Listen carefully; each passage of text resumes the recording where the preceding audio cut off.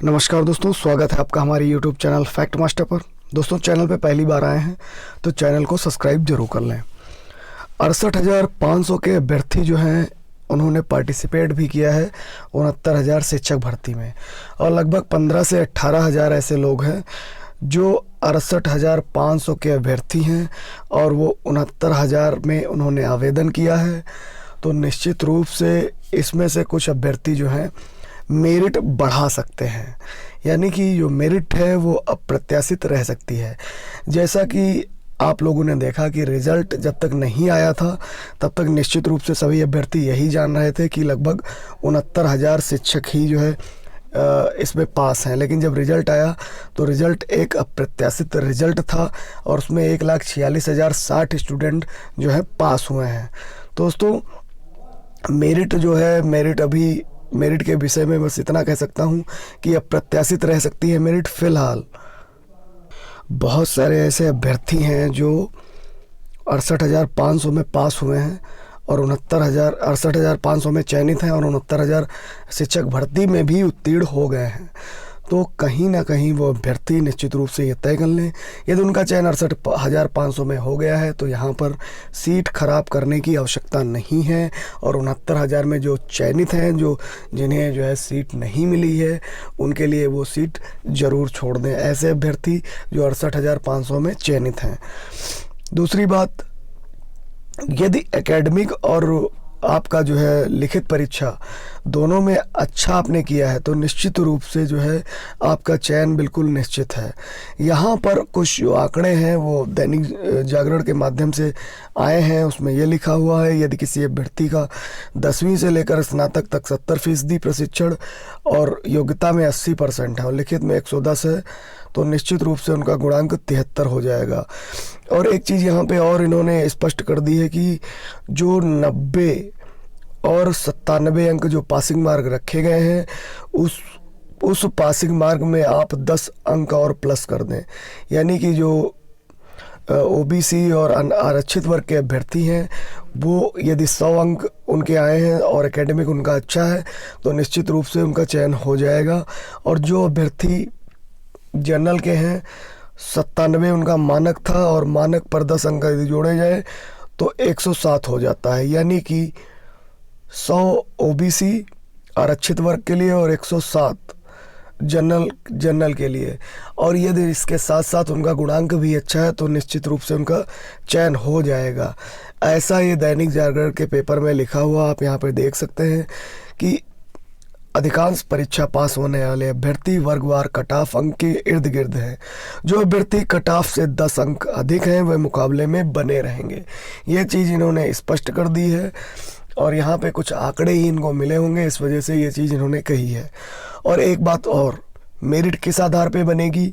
महिला पुरुष एक में बनाया जाएगा या अलग अलग बनाया जाएगा? यदि महिलाओं की मेरिट अलग बनती है, पुरुषों की मेरिट अलग बनती है तो निश्चित रूप से जो महिलाओं की मेरिट होगी, जो महिला अभ्यर्थी हैं उनकी मेरिट होगी वो निश्चित रूप से कम जाएगी पुरुष अभ्यर्थियों की अपेक्षा।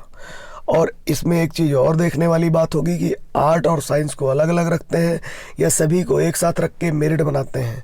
यदि आर्ट साइंस को अलग रखा गया तो निश्चित रूप से जो साइंस के अभ्यर्थी हैं उनको ज़्यादा फ़ायदा मिलेगा और जो साइंस की महिला अभ्यर्थी हैं उनको बहुत ज़्यादा फ़ायदा मिलेगा, क्योंकि साइंस होने के चलते उनको थोड़ा सा लाभ मिलेगा और महिला होने के चलते उनको लाभ मिलेगा।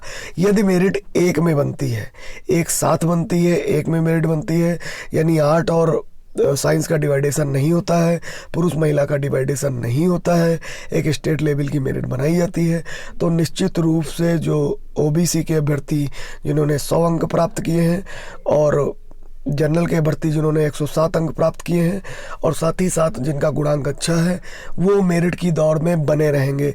ये इस पेपर से पूरी तरीके से स्पष्ट है।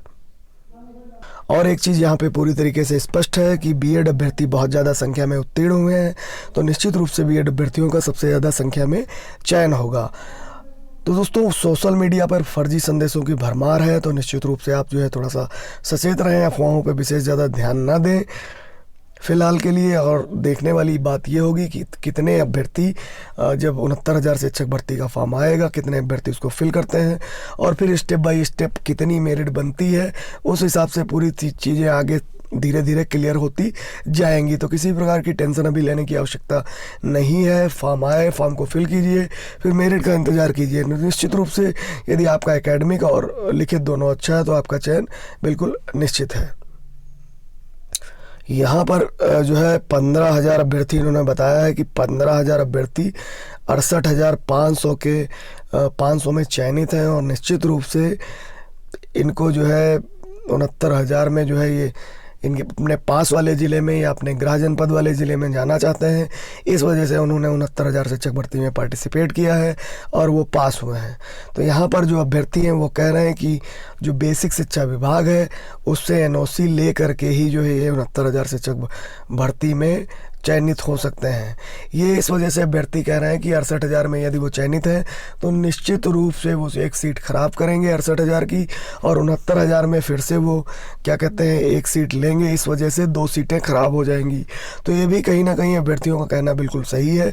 जो लोग 68,500 में चयनित हैं वो उसी में बने रहें, आगे चलकर उनका ट्रांसफ़र ज़रूर हो जाएगा।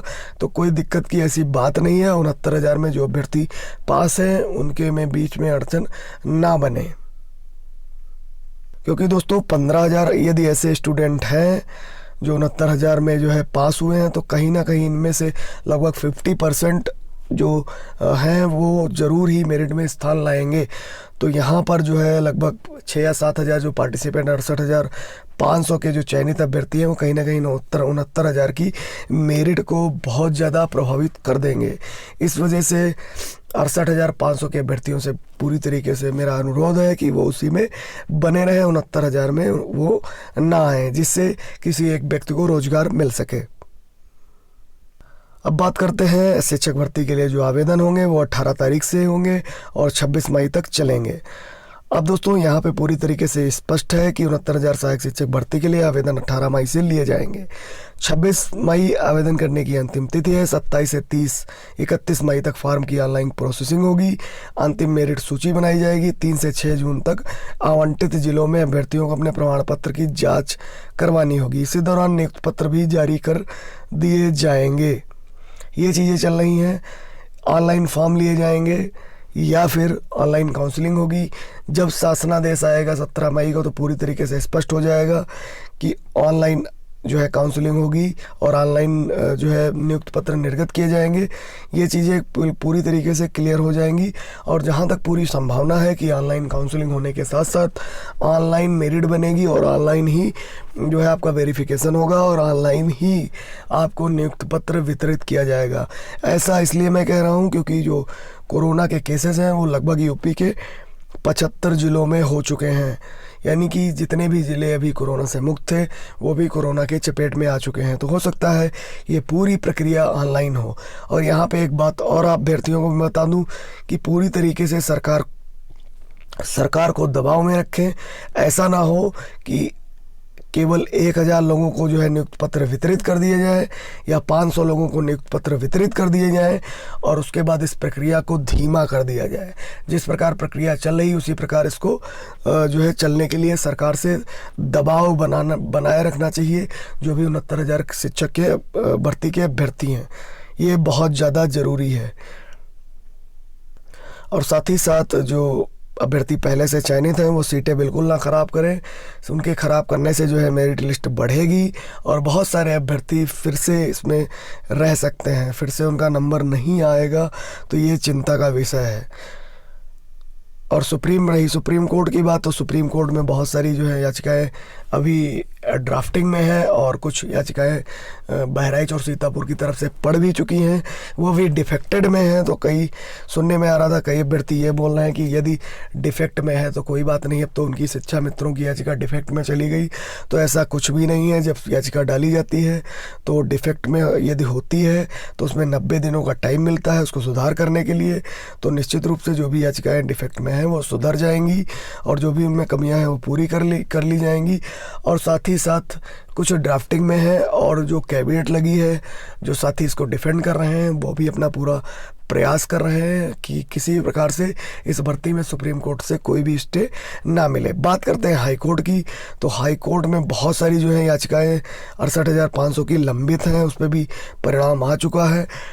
आप लोगों ने जो है इसका अध्ययन कर लिया होगा, निश्चित रूप से इसके बारे में जानकारी ले ली होगी कि 68,500 का जो लंबित मामला था सीटों का आवंटन को लेकर, उसको उस हाई कोर्ट ने जो है उस पर जजमेंट दे दिया है। अब बात करते हैं 69,000 शिक्षक भर्ती में जो संशोधित उत्तर माला थी, उसमें जो है लगभग 8 या 9 प्रश्नों को लेकर विवाद है। तो पूरी तरीके से वो भी याचिका जो है फिल हो चुकी है और जल्द ही उस पर सुनवाई होगी। अब हाई कोर्ट उस पर क्या डिसीजन लेता है ये देखने वाली बात होगी।